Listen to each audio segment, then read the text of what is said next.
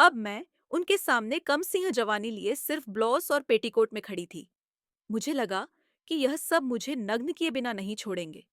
वो मेरे पूरे बदन पर जैसे रंगों की मालिश करने लगे। उन्होंने मेरे पेट, हाथ, कलाई, कमर और झंकों को भी रगड़ना शुरू कर दिया। मुझे भी उनके हाथों पूरे रंग में रंगने में मजा आ रहा था। फिर वह गंदे गंदे भोजपुरी गानों पर मेरे साथ नाचने लगे। लेकिन जब कुछ ही रंग और बचे थे, तो उन्होंने अचानक मेरे सारे कपड़े धीरे धीरे फाड़ने शुरू कर दिए और देखते ही देखते मुझे पूरी तरह से नग्न कर दिया। मैं रोने का दिखावा कर रही थी और उन्हें दिखाने की कोशिश कर रही थी कि मुझे यह पसंद नहीं है, मुझे छोड़ दो। लेकिन असल में मुझे इसमें बहुत मजा आ रहा था।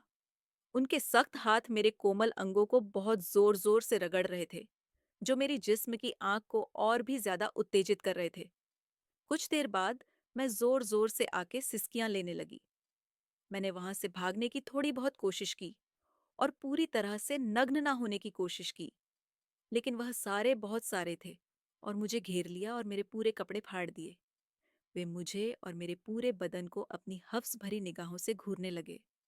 मेरे अंगों पर प्यार से थप्पड़ भी मारने लगे, जो मुझे और उत्तेजित करने लग गए। गांव में होली का हुड़दंग पूरे जोश में था। ढोल की थाप और रंगों की बुछार के बीच भाभी नीरू आंगन में रंग घोल रही थी। तभी पीछे से देवर किशन ने आकर उनके गालों पर गुलाल मल दिया। नीरू चौंक गई। अरे किशन, एकदम तो चोरी छिपे रंग लगाते हो। किशन ने शरारती मुस्कान के साथ कहा, भाभी होली में तो सब जायज है। नीरू भी मुट्ठी भर गुलाल लेकर किशन के बालों में भर दिया। दोनों हंसने लगे। मस्ती बढ़ती गई और धीरे धीरे पानी की बाल्टियां भी आ गई। भीगे कपड़ों में नीरू की साड़ी बदन से चिपक गई। उसकी भीगी काया देखकर किशन के दिल में हलचल मच गई। किशन के पास आकर कहा, भाभी आज तो पूरा रंगने का मन है। नीरू ने शर्माते हुए कहा, अभी नहीं, सब देख लेंगे। शाम को जब सब अपने अपने घरों में सुस्ताने चले गए, आंगन में हल्का हल्का अंधेरा था। आंगन में गीली साड़ी बदलने आई तो अचानक पीछे से किशन ने पकड़ लिया। अब कौन देखेगा भाभी? उसकी सांसों की गर्मी नीरू की गर्दन को सहरा गई। नीरू ने हल्का सा विरोध किया, पर किशन की मजबूत बाहों ने उसे दीवार से सटा दिया। गुलाल भरे हाथों से किशन ने उसके गालों पर रंग मलते मलते धीरे धीरे होठों तक पहुंच गया। भाभी की धड़कनें तेज हो गई। देवर की बदमाशियों ने भाभी के मन में भी होली की खुमार चढ़ा दी। रंगों के बहाने भाभी देवर के बीच ऐसा रंग चढ़ा जो रात भर उतरने का नाम नहीं ले रहा था। आंगन के कोनों में छुपकर वो दोनों एक दूसरे को रंगते रंगते कब एक दूसरे में खो गए पता नहीं चला। गांव में दिन भर होली की मस्ती चलती रही, मगर शाम होते होते माहौल थोड़ा शांत हो गया। मगर आंगन में हल्की सी गुलाबी रोशनी थी। हवा में अभी भी गुलाल की खुशबू तैर रही थी। नीरू भाभी नहाकर आई थी, मगर भीगे बालों में अभी भी रंगों की हल्की छाप थी। सफेद साड़ी में उसका गीला बदन चांदनी में और भी निखर रहा था। किशन वहीं छत के कोने में बैठा था। नजरें भाभी के जिस्म पर अटक गई, जहां साड़ी का अब गीला कपड़ा उसके उभारू पर टिक गया था। होली की मस्ती अब और उसके अंदर एक अलग आग बन चुकी थी। धीरे धीरे किशन पीछे से आया। नीरू भाभी पानी भर रही थी। तभी उसकी कमर पर किसी की गर्म सांसों का एहसास हुआ।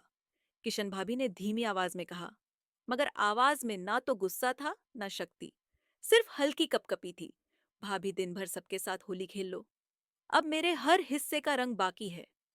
किशन की आवाज में शरारत थी, मगर उसकी उंगलियां भाभी की भीगी कमर पर धीरे धीरे फिर रही थी। नीरू ने पलटकर देखा। किशन की आंखों में सिर्फ चाहत थी। कोई देख लेगा। भाभी की सांसें तेज हो गई, मगर उसके हाथ खुद ही किशन की शर्ट पकड़ने लगे। किशन ने भी भाभी को दीवार से सटा दिया। उसके गीले गालों पर होठों की गर्मी रख दी। भाभी की उंगलियां किशन की पीठ में धंस गई। रंगों के बीच देवर की गर्म उंगलियां भाभी की साड़ी के अंदर तक जा पहुंची थीं। भाभी का जिस्म सह गया। किशन की हर छुआ के साथ भाभी की सिसकियां बढ़ती गई। साड़ी की तह एक एक करके खुलने लगी और किशन के हाथ भाभी के नरम जिस्म को महसूस करने लगे।